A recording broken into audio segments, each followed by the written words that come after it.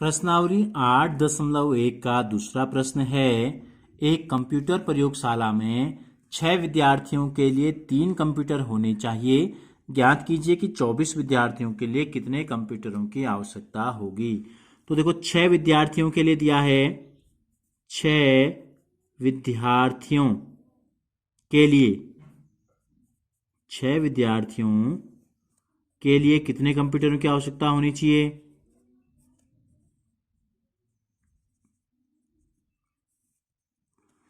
3। 6 विद्यार्थियों के लिए 3 कंप्यूटरों की जरूरत होनी चाहिए।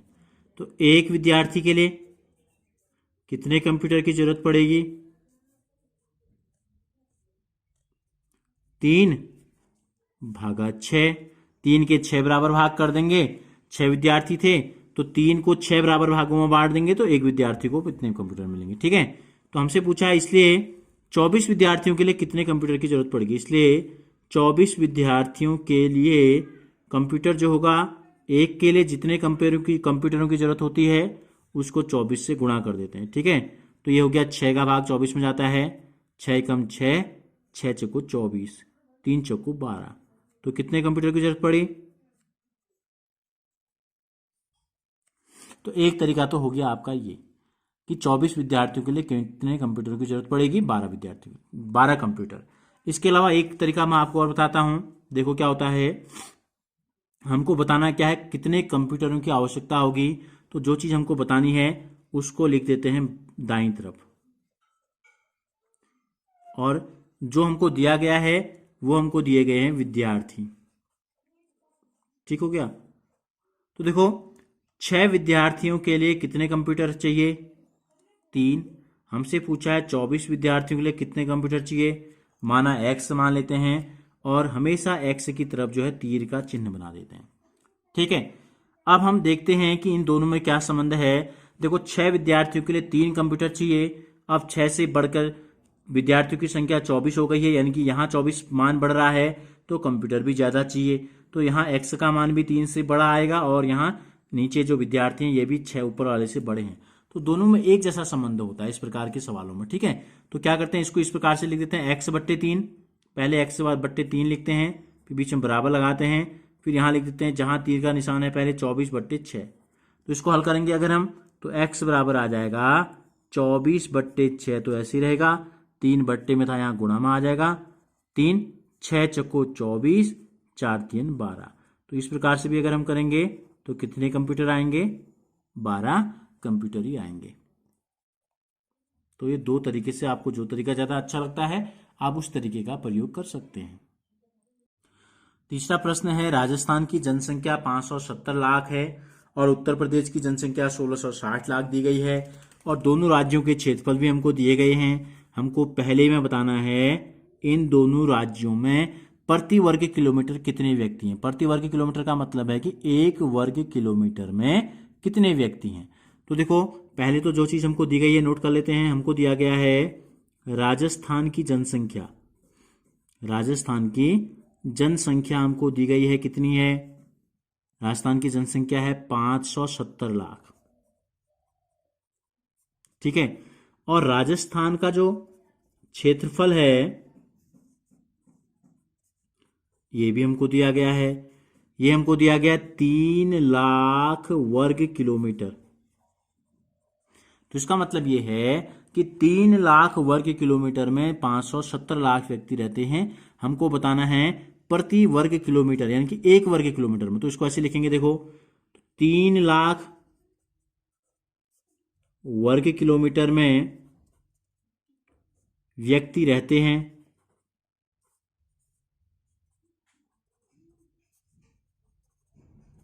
बराबर 570 लाख।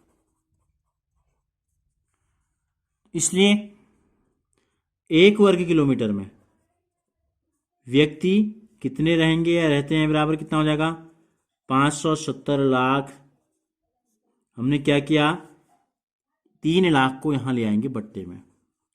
ठीक है, या ये कहो कि 570 लाख को 3 लाख में बांट देंगे तो लाख से लाख कट गया, क्या आया 570/3। 3 का भाग देते हैं, 3 एकम 3, 2 बच गया 27 हो गया, 3 नम 27, 190 व्यक्ति आ गया। तो इन दोनों राज्यों में प्रति वर्ग किलोमीटर कितने व्यक्ति रहते हैं? तो पहला तो हमको पता चल गया कि राजस्थान में 1 वर्ग किलोमीटर में, यानी कि 1 किलोमीटर लंबा और 1 किलोमीटर अगर चौड़ा अगर एरिया है तो उसमें 190 व्यक्ति रहते हैं। ठीक है, तो राजस्थान का जनसंख्या घनत्व कहते हैं। ठीक है, इसको जनसंख्या घनत्व कहते हैं, यानी कि 1 वर्ग किलोमीटर में कितने व्यक्ति रहते हैं। अब इसी प्रकार हम निकालते हैं दूसरे राज्य का। दूसरे राज्य क्या दिया है हमको? हमको दिया है उत्तर प्रदेश। ठीक है, उत्तर प्रदेश की जनसंख्या कितनी है? उत्तर प्रदेश की जनसंख्या हमको दी गई है 1660 लाख। ठीक हो गया। और उत्तर प्रदेश का जो क्षेत्रफल हमको दिया गया है, ये हमको दिया गया है 2 लाख वर्ग किलोमीटर। तो इसका मतलब क्या है? इसका मतलब ये है कि 2 लाख वर्ग किलोमीटर में व्यक्ति कितने रहते हैं? में व्यक्ति रहते हैं बराबर 1660 लाख। ठीक है, इसलिए 1 वर्ग किलोमीटर में व्यक्ति रहेंगे बराबर 1660 बट्टे 2 लाख।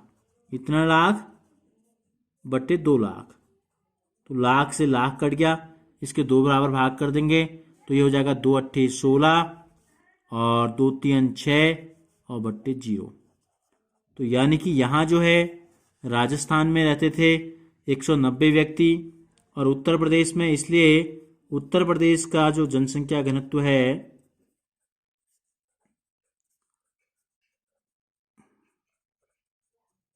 जनसंख्या घनत्व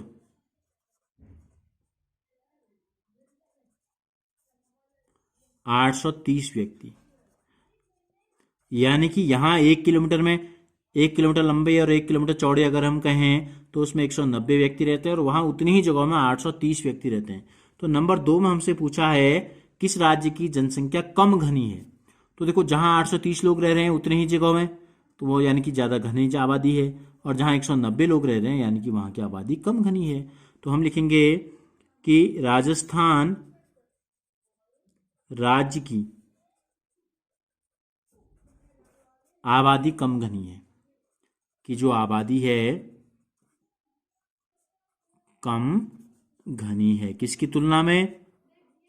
उत्तर प्रदेश की तुलना में। ठीक है, हो सकता है किसी राज्य से इसकी ज्यादा हो, लेकिन हमने केवल किसकी तुलना की? हमने केवल 2 राज्यों की जनसंख्या की तुलना की है, एक उत्तर प्रदेश और एक राजस्थान। उत्तर प्रदेश में जितनी जगहों पे 830 लोग रहते हैं, उत्तर राजस्थान में उतनी ही जगहों में 190 लोग रहते हैं। तो यानी कि राजस्थान की जनसंख्या जो है वो उत्तर प्रदेश की तुलना में कम घनी है।